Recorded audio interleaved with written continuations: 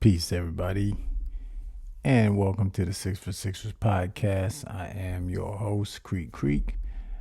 Six for Sixers podcast. We talk about all things Philadelphia 76ers, and we're here today, and we have officially recouped from taking that butt whipping from the Knicks, and it really took for the second round of that series to start for me to truly realize the Sixers are out of it. The Knicks played the Indiana Pacers last night and they defeated the Pacers again with some help from the referees. Same thing they did in our series, but I won't even get into that. So we move on as Sixer fans, and immediately for myself, I start thinking about next season, as does the team. And there's already been a lot of statements made in the media by the players and by Daryl Morey about what's expected for next season. So let's get into it really quickly. Some of the statements already been made, as Kelly Oubre said he feels like it's unfinished business, meaning that he wants to come back next year. And B talked about having a team for looking at other teams who have been together for 7-8 years and how they built that continuity. And he just has not had that. And some of the other players like Buddy Hield said to him, it's all about the Sixers. So he is making a pitch also to come back. Haven't heard from some of the other guys like Tobias Harris, who probably realizes that he may not be back. And so yesterday, Daryl Morey, he had a press conference, which is like a season-ending wrap-up press conference where he talks about direction of the team. He's done it every year and what he wants to do in the offseason and what reflecting on the season and if the season was a failure or a success. Obviously, the season is a failure, because we did not make it out of the first round, and that is not what 76er fans expect, and that's not what Daryl Morey came on to do when he was hired as the general manager. The goal is to win a championship, and anything really short of that is a failure. But in our case, we had not made it out of the second round in I don't know how many years, so the goal really is to progress. And we did not. We regressed. We went backwards. Didn't get out of the first round. So this season was a total failure. And so Morey went through his press conference, and I'm just going to go over what the main points were from the press conference and move on. Give a brief comment on each, how I feel about it. And we will also do our end of the year report cards like we do every year.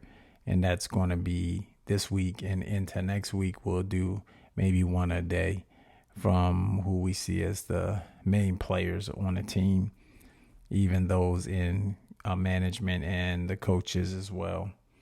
So, Morey press conference recap. Point number one he made was he said he realized that the depth wasn't enough when Joel was out. Newsflash. I think we all knew that once Joel and B went out, we started dropping games like flies in the midst of some raid spray. It just started falling. We could not win. Maxey wasn't enough. And Harris did not step up the way I guess we thought he might be able to step up. And Daryl Morey realized that it wasn't enough depth when Joel went out. I think that one of the admirable things about what Morey did in the press conference, that he did admit to basically making some mistakes with the roster. And I can respect that, because a general manager is not always going to get it right. It's not an exact science. It does take a bit of luck, and we didn't have luck because we had injuries. But so he did admit that the depth wasn't there when Joel was out. I think we gave up a lot of depth in mid-season when we gave up Marcus Morris, and we also gave up some pieces. I guess we could have lived without Korkmaz, and but I think that Marcus Morris was a big loss, and basically we gave him up for nothing because nobody wanted him. He got put on waivers pretty much right away.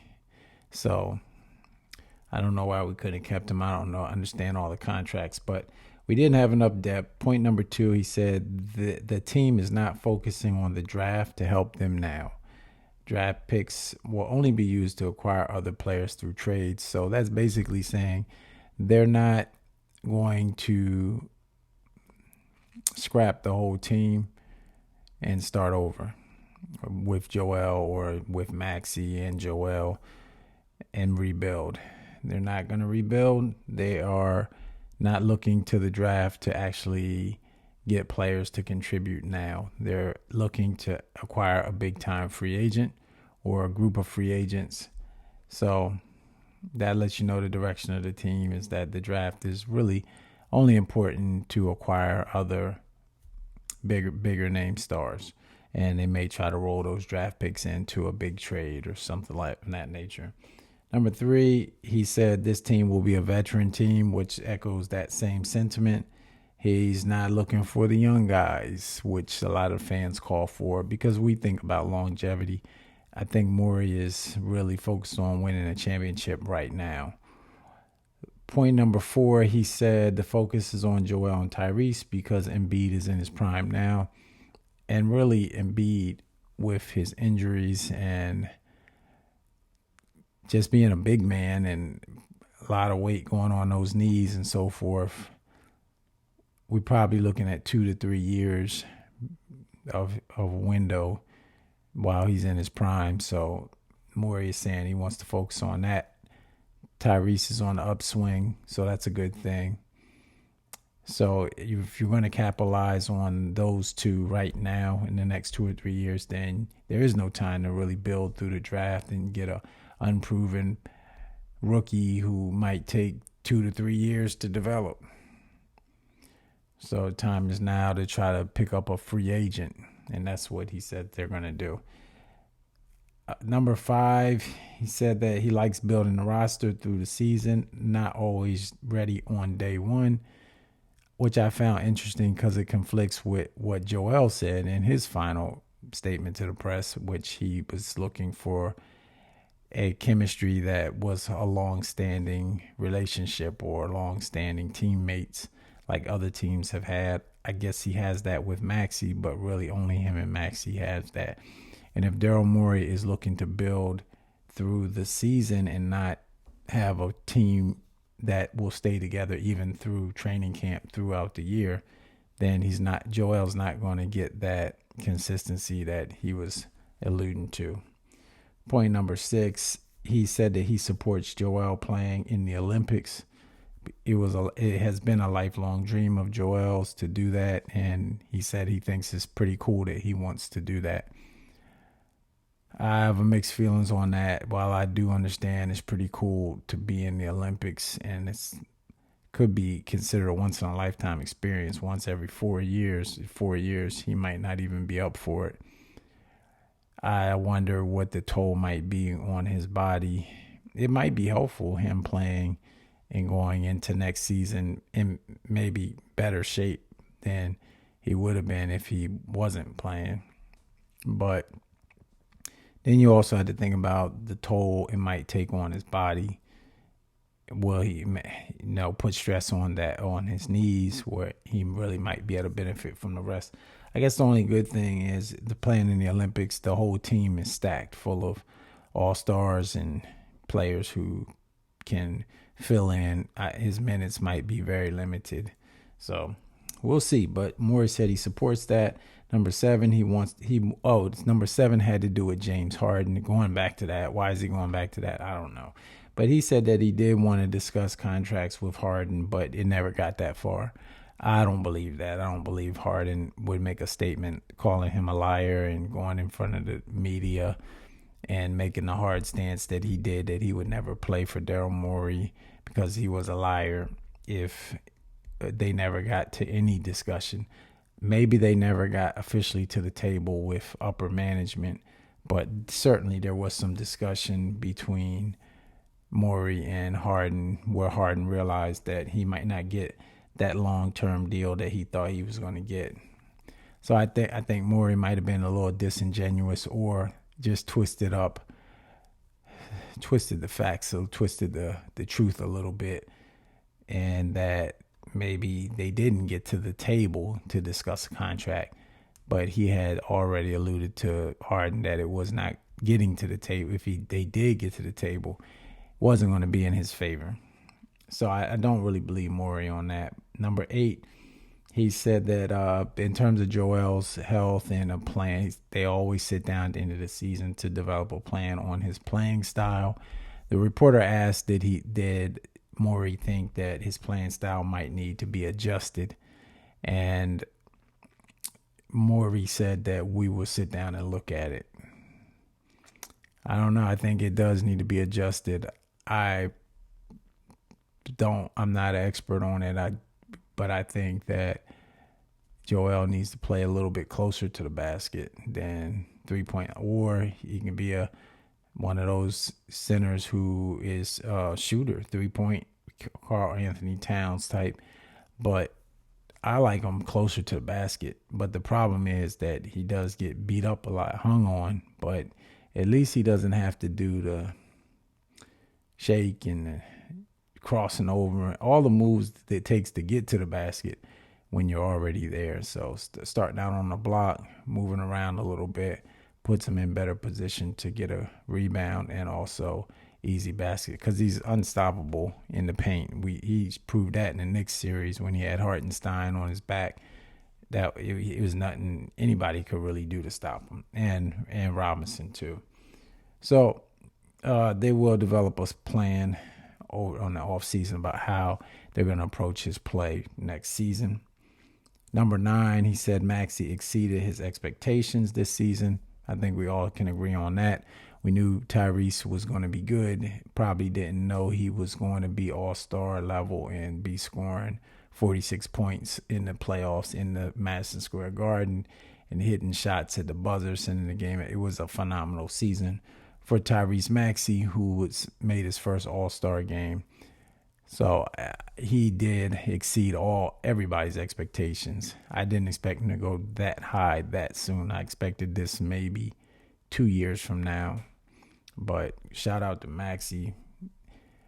He's really, I wouldn't say it's his team now, but it's not a Batman and Robin anymore. I think it's a Batman and a Batman, or Batman and Spider-Man. Everybody, those two the offense should equally go through those two. Number 10, he said if they can't get a bigger acquisition from free agency, they will use draft picks to build. The biggest free agent targets are Paul George, Kevin Durant. Well, Kevin Durant, I don't think Kevin Durant's a free agent, but Paul George, LeBron James, and Klay Thompson, and I can't remember who the fourth big target was, but Kevin Durant has expressed that he wasn't happy with his role in Phoenix, so that's an opportunity, and I think those are going to be the players that Morey is going to go after in the off season, try to make it happen. And he's already said that he doesn't plan on building through the draft or rebuilding the team. So I can see him going after one of those players. Oh, Jimmy Butler. Jimmy Butler was the other one that I'm not sure if Jimmy's going to be a free agent, but looks like the relationship between he and Miami is pretty much soured. So we'll see. I won't really start talking about Jimmy Butler angle or Paul George. That seemed to be the one that's getting the most attention yet. I won't talk about it yet. We'll do another we'll do another show that's devoted to just free agents. But he wants to build through the draft picks if he can't get a big free agent acquisition with the money that they have. They have about $60 million. He said they will have about $60 million, which is enough to get any of those big names. But I mean, if you get like a LeBron, that might take up 50 of the 60 million. And then you only have 10 million to acquire other people, which leaves a lot of other guys out. Like, you still got to sign Maxey to a deal, which he's going to get a max deal. You still got to sign Kelly Oubre. And if you can, Buddy Hield wants to come back. So the point number 11, which I thought was another transparent moment for him, was that he said Buddy Hield was not a good fit, and it didn't work out, but he didn't rule him out for the future. Kind of shocked me that he admitted that, but I didn't think Buddy was that bad of a fit. Just think that in the playoffs, he had a rough couple games. He did prove in Game 6 that he is a viable player in the right offense. Maybe Nick Nurse needed more time to try to figure it out. But he said that Buddy wasn't a good fit, which to me means Buddy probably might not be back next season. I would be shocked if he would say that and then re-sign him. But I wouldn't be mad if Buddy Hield comes back. I think he contributed pretty well to the team. Point number 12, Kyle Lowry and Payne were able to add to the team at a high level. That, to me, was kind of a shot at Hield, because he said it right after. He said Hield wasn't a good fit. He said, but Lowry and Payne were able to add to the team at a high level.